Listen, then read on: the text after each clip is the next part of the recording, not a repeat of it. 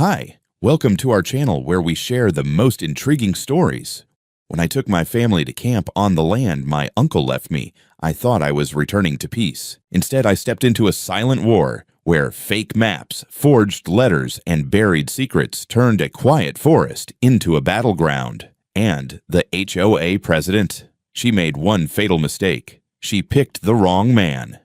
I had not been back to my uncle's land since the funeral, and even then I barely looked around. The grief made everything feel blurry and distant, as if the property were wrapped in fog. But that morning, driving the long gravel road with my wife in the passenger seat and my kids arguing in the back, the place felt startlingly vivid. Every curve of the pines, every bend of the river, every glint of sunlight off the wet stones felt like it had been waiting for me to return. When we reached the old clearing near the river's horseshoe bend, something in my chest loosened. The air smelled of wet earth and sweet gum sap, the same scent that clung to my uncle's jackets. The clearing still held the stone fire ring he'd built decades ago, flat granite rocks arranged in a near-perfect circle. My son ran to it immediately, poking the ash with a stick and announcing it vintage. My daughter declared the entire place a fairy forest, which, given the way the morning light filtered through the hickories, was not entirely inaccurate.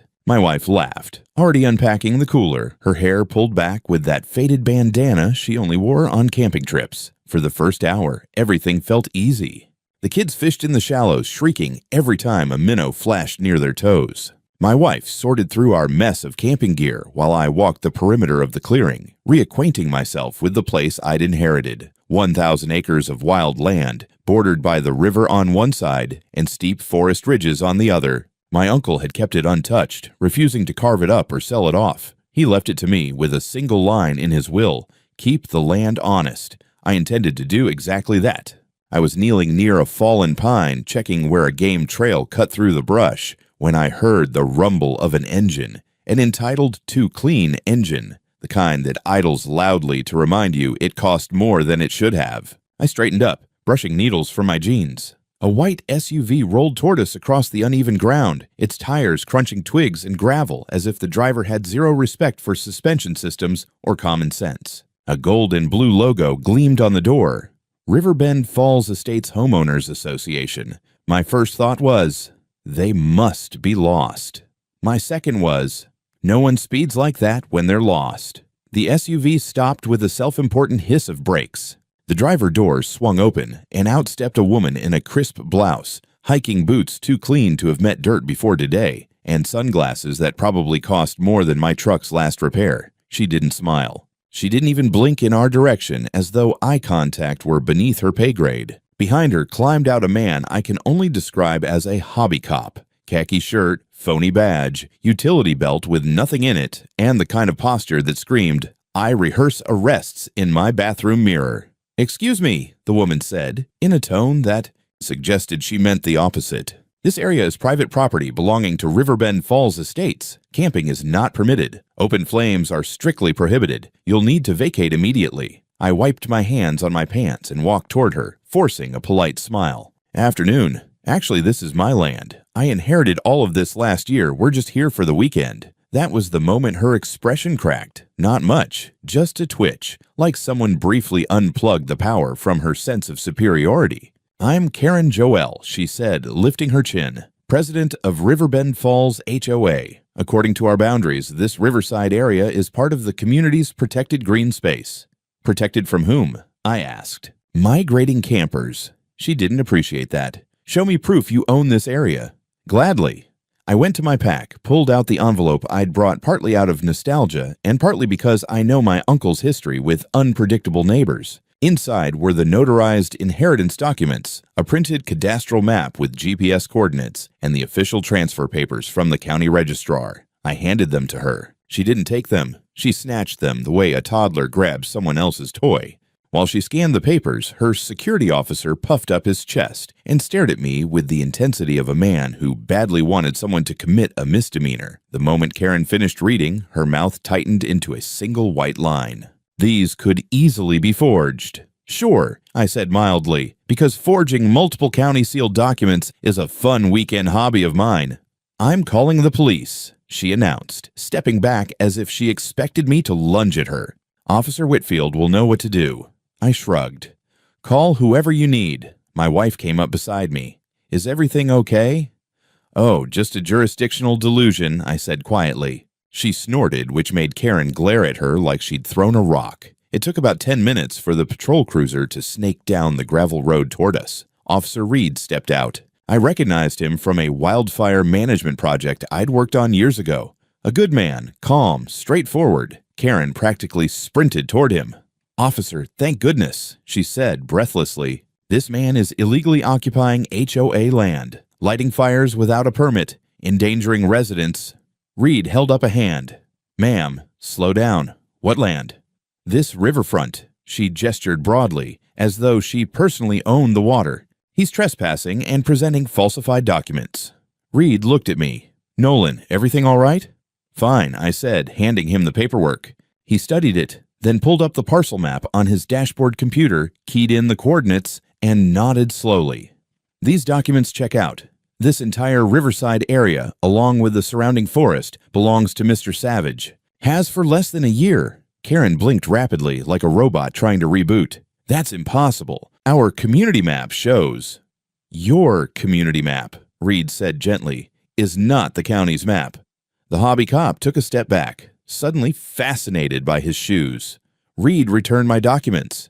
You're good here. Sorry for the interruption. I waved it off. Not your fault. Karen recovered just enough to hiss, "This is far from over." She climbed back into her SUV, slammed the door, and tore off across the uneven ground, which I hoped at least knocked something loose under her chassis. As her taillights vanished into the trees, my son looked up at me.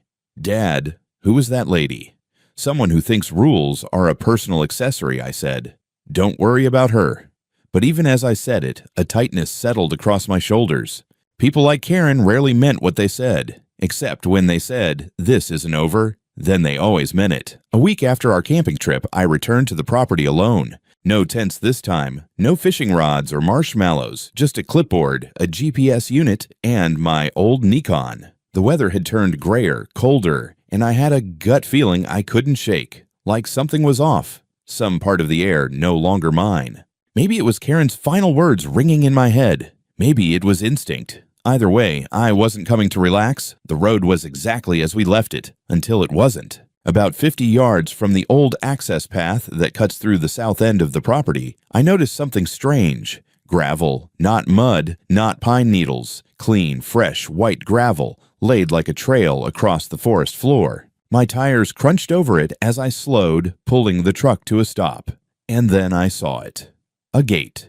Not a rustic hand-built barrier like the one my uncle once had to keep deer out of his garden. No, this was a regulation aluminum arm barrier with a padlock and an official-looking sign screwed into it. HOA vehicles only. Trespassers will be reported. I blinked. Then I laughed. Then I got out of the truck and took a dozen photos from every angle, making sure to get GPS readings in frame. I circled around, and that's when I noticed more signs. Fresh, laminated ones nailed directly into the bark of several trees. Private property. Riverbend Falls HOA. No entry. One had already started to bend where the bark was swelling against it. They'd staked their claim. Problem was, it wasn't theirs.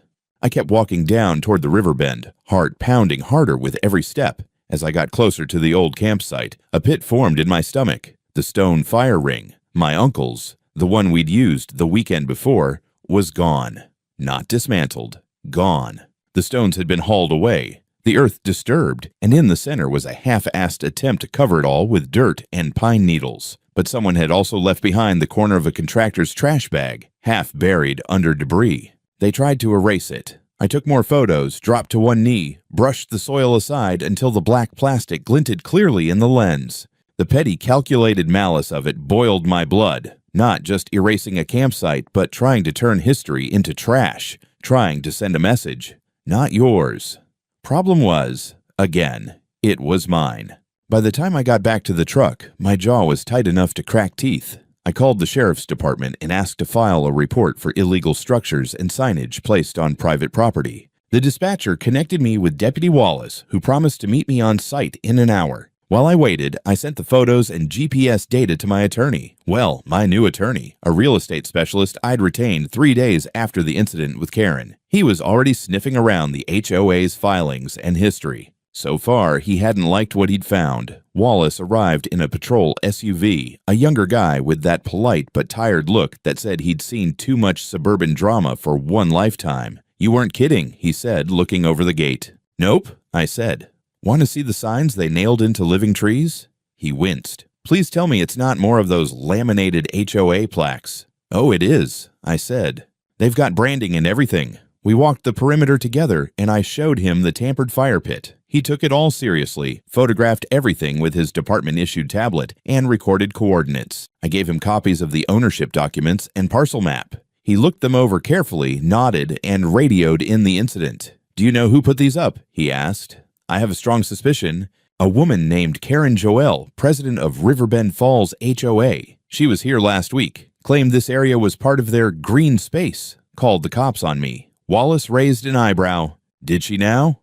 And the responding officer confirmed the land is mine. Official documents, maps, everything. She saw it too. He let out a slow whistle and scribbled a note. "All right, here's how we'll handle it. I'm going to log this as a formal report of unauthorized installation of private infrastructure, specifically a gate and posted signage on a confirmed parcel of private land. I'll list Riverbend Falls HOA as a possible respondent.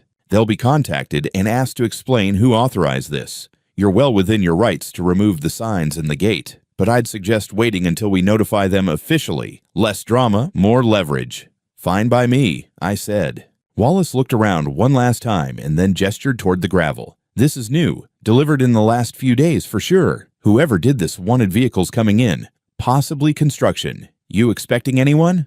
"Nope, and I didn't authorize anyone to set foot here." "Then I'd say they're getting bolder."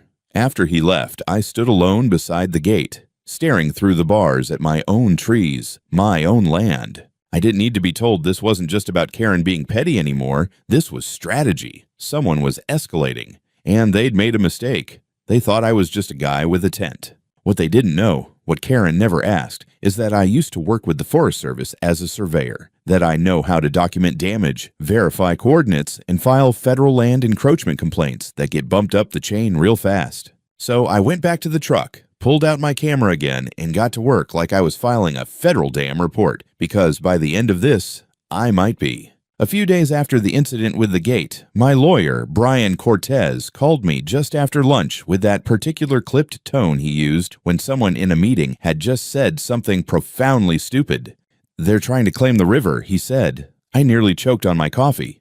"Excuse me. HOA meeting last night. Public minutes." Karen Joel presented what she called historical community stewardship documentation to the board and attending members. Claimed the HOA has been maintaining the riverbank and trail system for over 15 years and thus has a legal interest in managing access. I sat very still at my desk, staring at the topo map spread out in front of me. Managing access to my land.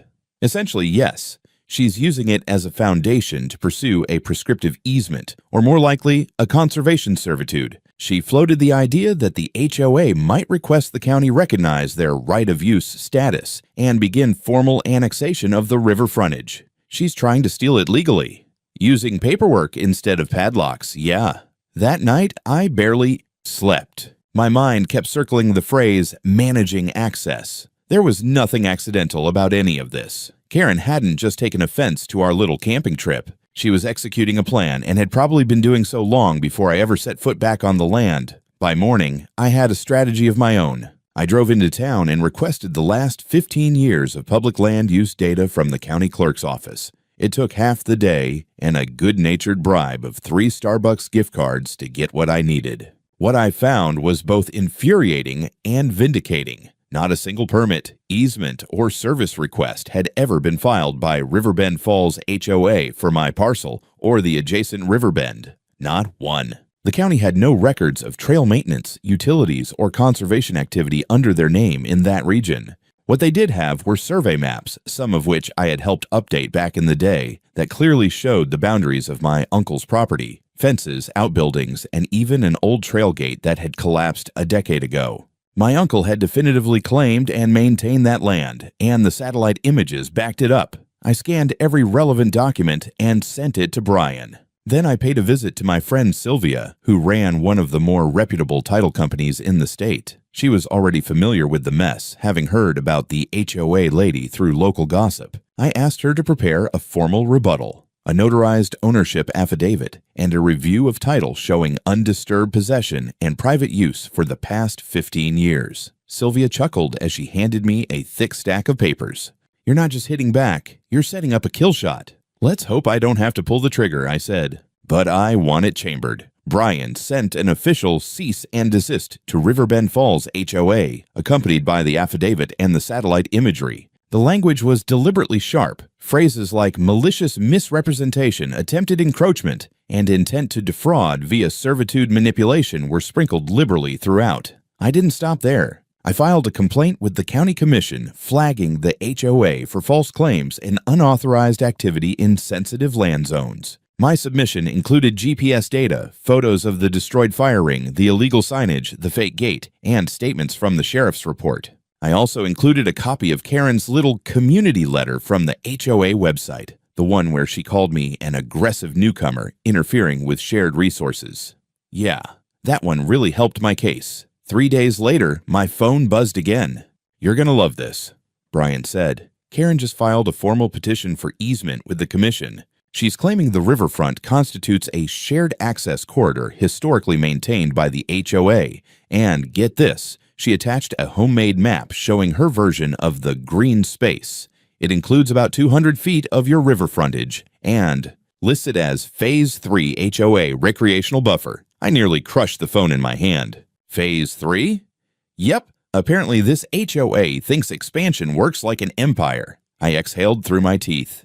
She's not just pushing boundaries, she's redrawing the goddamn map. "Well, the good news is she submitted it to a public body," Brian said. "So now we get to respond publicly. And believe me, we will." I felt the pressure in my chest release slightly. This wasn't just me in the woods with a camera anymore. I had a legal team. I had evidence. And I had every intention of making this war expensive, public, and humiliating. Let Karen and her little empire try to explain this to the commission. The invitation arrived in the most condescending font imaginable. Riverbend Falls HOA cordially invites you to our annual Nature Appreciation Picnic. Location, Community Green Zone, River Access Path A. Time, Saturday, 12 p.m. Guests welcome. I stared at it in disbelief. The flyer had been taped to the post at the edge of my property where the illegally posted HOA sign used to be before I tore it down. Except this time, instead of a warning, it was practically a party invite to a trespassing festival. I scanned the rest. No contact info, just a pastel drawing of a smiling sun and a hand-drawn map that led straight to my old campsite. My first instinct was to laugh. My second was to find my crowbar and staple gun. But Brian's voice echoed in the back of my mind. Document, don't detonate. So instead, I grabbed my camera and hiked the access path early Saturday morning before anyone could show up. The fire ring hadn't been rebuilt, but the area had been cleaned up again. This time, someone had brought in fold-out tables. Bright paper streamers fluttered between two saplings. There was a pop-up canopy half collapsed in the brush. Someone had clearly tried to stake it into the ground but gave up when they realized tree roots aren't easily negotiated by middle-aged HOA volunteers with mallets. I took photos of everything. The decorations, the fresh tire tracks, even the cheap banner rolled up under a tarp that read, Riverbend Community Family Picnic, a tradition of shared space. By noon, they started arriving.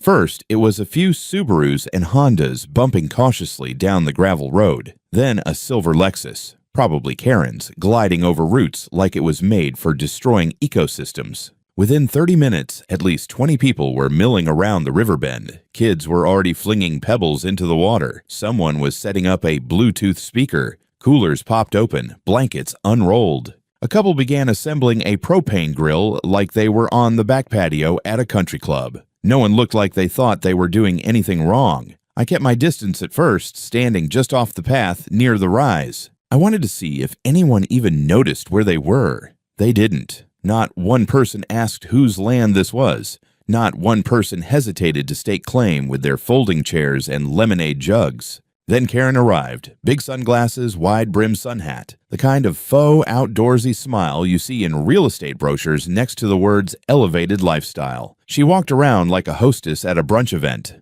hugging neighbors, laughing just a little too loud, pointing toward the river like she was giving a damn tour. I waited until she reached the table with the snacks before stepping out of the tree line. "Afternoon," I said, just loud enough to carry over the music. Heads turned, conversations faltered. Karen froze with a half-sliced watermelon in her hands. I walked slowly into the clearing, camera in one hand, folder in the other. "Did you all bring permits?" "Because this is a private gathering on private land." Karen straightened, forcing a smile that didn't quite reach her eyes. "Oh, Nolan, please. This is just a harmless little community event. A tradition. It's been held here for years, before you even came along." I tilted my head. Fascinating. And yet, no one seemed to mention it to the actual property owner. She laughed, high and tight. "There's no need to be hostile. It's just a picnic."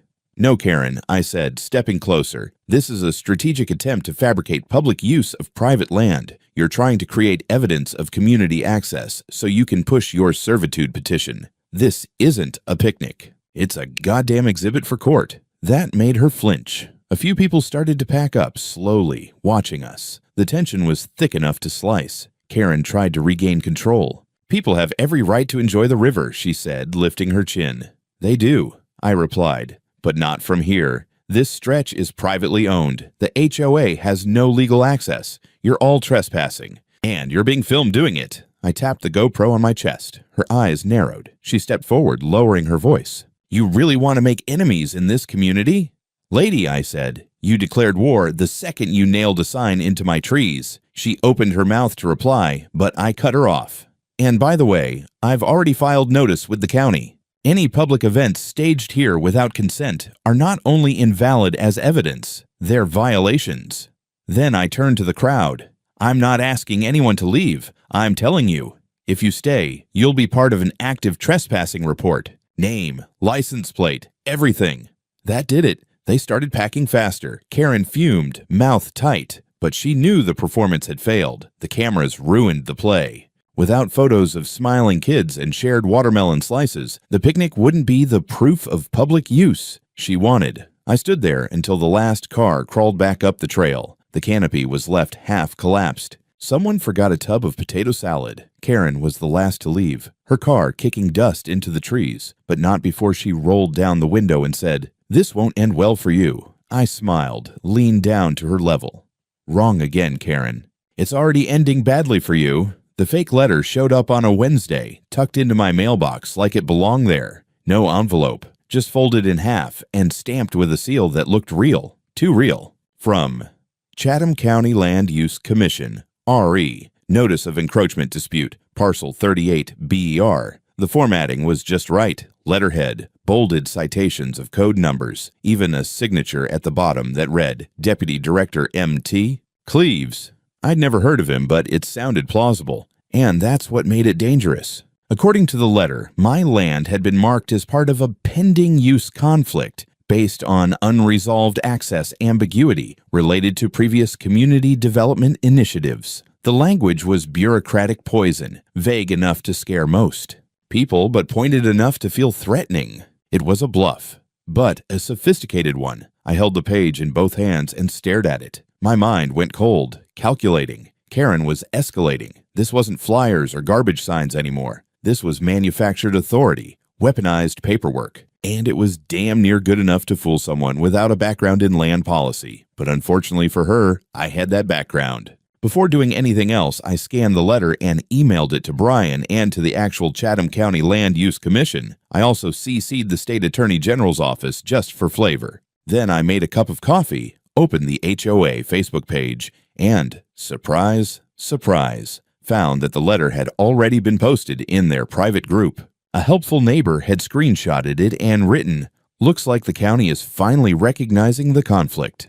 Maybe they'll protect our river access after all." The post had nearly 70 likes and a dozen comments agreeing that Nolan needs to back off and HOA green zones are for everyone. So this wasn't just a stunt, it was a PR maneuver. She was trying to spin the fake letter into community momentum. I leaned back in my chair, adrenaline creeping into my neck. I didn't want to believe Karen was dumb enough to forge an official document. But the deeper I looked, the more confident I became. The signature was fake. The commission had no Deputy Director Cleaves, and the parcel ID number listed was outdated, replaced in the registry 5 years ago.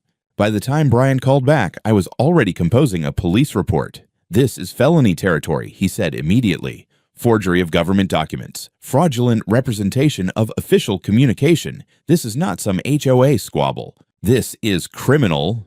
"I know," I said. "You want to file or should I?" "Already in motion," he replied. "But Nolan, if she distributed this physically, not just online, we might be dealing with mail fraud too. That could pull in the feds." I let that hang in the air for a moment. Then I smiled, a slow, bitter thing. "You want a cherry on top?" I said. The HOA post went up before the letter landed in my mailbox. Brian laughed once, dry and sharp. "Oh, she's toast." I spent the rest of the afternoon compiling evidence, photos of the letter, screenshots of the HOA post, metadata timestamps, even a video recording of me opening the mailbox and unfolding the document, which I filmed on instinct the moment I saw the logo through the slot. I uploaded everything to a shared folder titled HOA Document Fraud, Primary Evidence. The next morning, 2 uniformed officers came to take my statement. I handed over the original letter in a sealed evidence envelope. The younger one, Officer Miller, looked at it and whistled. "This looks good," he said. "Too good," I replied. "And entirely fake." By the time they left, I felt that rare kind of quiet that comes when you know the other side just stepped in something they can't scrape off.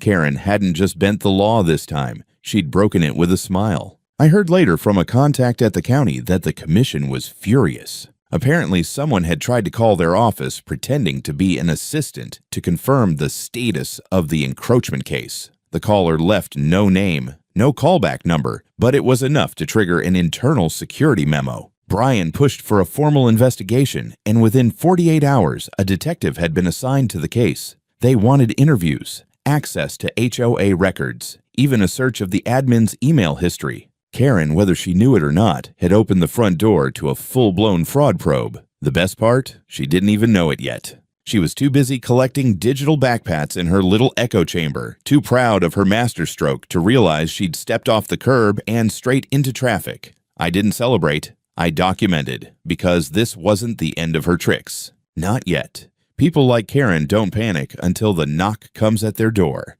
And it was coming. It wasn't the detective that tipped me off. It was the smell. A faint metallic stink near the base of the old cedar outcrop where my uncle's trail used to run. I was walking the eastern edge of the property, checking for new surprises from River Bend Falls, when I caught the whiff. Not wildlife, not decay. Something artificial. Something industrial. I followed it uphill past where the underbrush thickened and the tree line dipped toward the river. And that's when I saw it. A pipe. A dull PVC segment, just barely exposed, running underground and curving down slope like a vein. It looked like it had been hastily buried, but erosion, or maybe just carelessness, had uncovered part of it. It wasn't marked, wasn't insulated, and it definitely wasn't mine. I crouched, pulled out my phone, started filming. The pipe ran across my land. I followed it for maybe 50 yards before it disappeared into the brush, but I had a pretty good idea where it led. Toward the HOA, toward River Bend Falls. By the time I got back to the truck, I'd mapped the route, dropped GPS pins, and forwarded everything to Brian. He called back 5 minutes later. "That's the utility trench," he said. They installed one back in '09 to run a supplemental water main to the Phase 1 homes. It wasn't approved. It was quietly grandfathered after the fact when no one complained. No one complained because it didn't cross private land back then. I growled. Looks like they extended it. Quietly. Maybe they thought the new section still ran along the HOA-owned forest strip. But guess what? It curves. And now it crosses directly into my property. I finished. Bingo. We requested the original blueprints and found something even juicier. The extension had never been permitted. No record of the trench addition. No environmental inspection. No authorization to run municipal-grade infrastructure across undeveloped private land. That's when everything clicked. Karen wasn't just power tripping, she was covering tracks. That green zone she kept referencing, the one she wanted annexed under the guise of shared access and environmental stewardship, It was never about community hiking trails. It was a buffer, a smokescreen to hide illegal infrastructure snaking through land they didn't own. It explained the servitude push, the fake letters, the trespassing picnic. All of it. Karen knew damn well that if I dug too deep, literally or legally, I'd find the pipe. And I just had. The next few days were a blur of reports, calls, and sleepless planning. Brian filed a cease and desist for unauthorized utility encroachment. We documented the trench's exact trajectory with a land surveyor. I hired a drone pilot to shoot overhead video. We caught where the pipe fed back into a buried connection box just inside HOA territory, hidden behind a decorative shrub line near the tennis courts. The drone footage was gold. Karen, meanwhile, went quiet. Too quiet. The Facebook group was dormant. No new flyers, no angry emails, no clumsy community initiatives. She'd either gone to ground or to her lawyers. I figured it was the latter when Brian received an anonymous tip from someone in the zoning office. A folder had been submitted weeks ago by Riverbend Falls, marked confidential. Inside, a map showing a revised community boundary that just happened to stretch over 200 feet into my property, cutting diagonally across the area where the pipe ran. It was a backdated annexation attempt, filed with altered signature logs and a handful of dead names, former residents, some of whom had sold and left the area years ago. Fraud, plain and simple.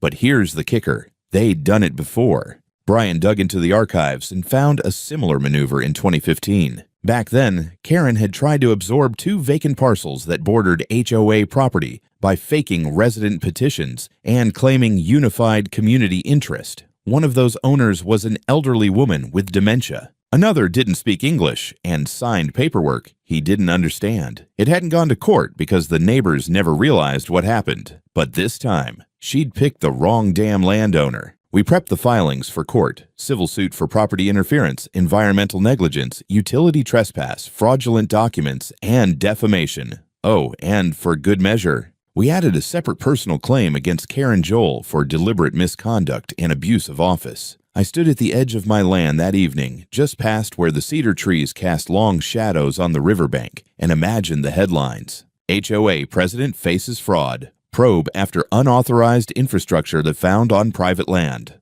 Not bad. But I had something better in mind, because by the time this reached the judge, she wasn't going to be Karen Joel, concerned community leader. She was going to be Karen Joel, defendant number 1. Court days feel like they should start with a thunderclap, or at least dramatic music. But instead, mine began with lukewarm coffee in a too bright hallway, surrounded by uncomfortable chairs, and that strange, persistent buzz of whispered anxiety. Brian was calm. That unnerving kind of calm lawyers develop after chewing through 100 depositions and watching people like Karen self-destruct under oath. We'd filed a multi-claim civil suit. Property interference, infrastructure trespass, malicious misrepresentation, defamation, and unauthorized environmental impact. But the real weight came from the criminal referral that had followed our report: forgery of municipal documents, illegal annexation attempts, and unpermitted utility installations. Karen showed up late,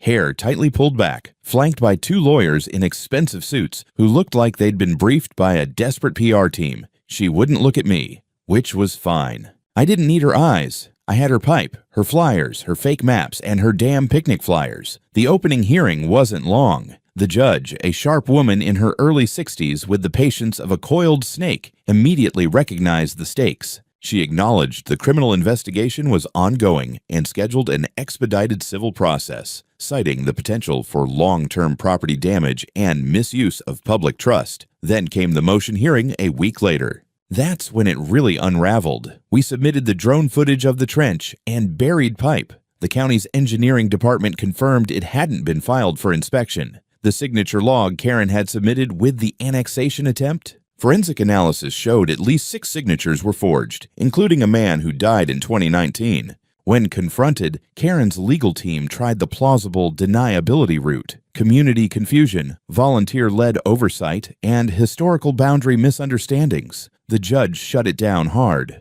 "Ms. Joel," she said coldly, "you are not on trial for being disorganized. You are being accused of falsifying government records to illegally expand jurisdiction over land you do not own. That is not a clerical error. That is strategic fraud. Then she turned to our side. Mr. Savage, your documentation is extensive and consistent. The court acknowledges your sole legal ownership of Parcel 38BR, including riverfront access, and finds no lawful basis for the HOA's actions. We weren't done yet. Brian requested immediate injunctive relief, forced dismantling of the illegal gate, removal of all signage, and excavation of the utility pipe under county supervision.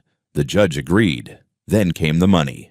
Brian outlined the damages, environmental restoration costs, legal fees, boundary surveys, reputational harm, and disruption of use. But the kicker came when he cited the HOA's misuse of member funds to carry out their defensive campaign against me, including printing flyers, hiring their security officer, and purchasing materials for the gate. And then came the number, $485,000. Karen turned pale. Her lawyer almost choked. The judge didn't blink. She ordered the HOA to pay full restitution, citing systemic abuse of power, public deception, and illegal use of community resources to target an uninvolved private citizen. Karen was named personally liable for $120,000 of that amount, pending the criminal investigation. As we stepped outside the courthouse, I could finally breathe. Reporters hovered nearby. Word had gotten out. Some of the Riverbend Falls residents were already grumbling in the background. I caught one of them saying, "She used our dues to build a water line under someone else's property." "Yep, Hal, she did." Karen didn't look at me when she left. Her head was down, heels clicking furiously against the concrete like she could outwalk shame. But I looked at her, not with triumph, not with smugness, just with that same calm I'd seen in Brian, like the moment after the avalanche starts when all you have to do is step aside and let gravity do the work. I thought about my uncle, about the will, about that line. Keep the land honest. I had. And now the court had too. It took nearly 3 months for the machines to arrive. 2 backhoes, a county supervisor's truck, and a pair of orange vested inspectors rolled down the gravel path early on a crisp October morning. Engines humming like Judgment Day had finally decided to get to work. I met them at the gate, the same one Karen's officer had once stood behind like a Walmart security guard with a power complex. Except now, he was gone. So was the gate. So were the signs, the gravel bed, and the smug little HOA seal that used to glare from every laminated warning. The county contractors were here to do the one thing Karen probably feared most, undo it all. They dug up the illegal pipe section by section, sealed it, capped the line near the HOA border, and loaded the segments into flatbeds like trophies. One inspector documented the soil damage and ordered limited restoration. Might take a few seasons, he said, but it'll recover. I smiled and nodded. Nature's good like that. You give her room, and she heals. By winter, the money hit my account. $485,000 total, cleared and verified. I used part of it to pay off the last of our mortgage, part to rebuild the riverfront trail in honor of my uncle, and the rest to fund a small off-grid homestead right at the curve of the river where the fire ring once stood. I built it with my own hands. Solar power, a composting toilet, a small workshop, and a screened porch that catches the sunrise like it's owed rent. It's not flashy. It's not modern. But it's honest. The same way the land always was. Karen didn't go to jail, but she came close. The criminal case ended with a plea deal, forgery of public records, fraudulent misrepresentation, and attempted land annexation. She got a 10-year ban from holding any HOA office, 2 years probation, a formal apology published in the local paper, and a mandatory ethics course. From what I heard, she moved out of Riverbend Falls a few months later, sold her house in silence. The buyer was a retired teacher who put up a handmade sign in her yard that read, "Community starts with respect, not control." Amen to that. As for the HOA, the fallout was messy. Residents were furious. Several board members resigned. The budget was gutted by the lawsuit, and the next president voted to dissolve the Green Zone Initiative entirely. The picnic area was abandoned. The Facebook group turned into a ghost town. For once, silence wasn't suspicious. It was peaceful. People still drive by sometimes. They see the little cabin near the river, the small garden, the carved wooden sign by the trailhead that says, "If it's not your land, don't try to own it. If it's not your fire, don't try to put it out." Some knock. Friends, locals, even a few former HOA members who sheepishly admit they didn't know the full story. I tell them they're welcome to walk, to fish, to sit by the river with permission, because land doesn't make a man righteous, but how he defends it, that says everything. So I keep the fire pit lit, I keep the trail clean, I keep the memory of a quiet old man who left me something bigger than property. He left me purpose. And every morning, when I watch the mist roll over the river bend, I know one thing for damn sure. Karen never saw this coming.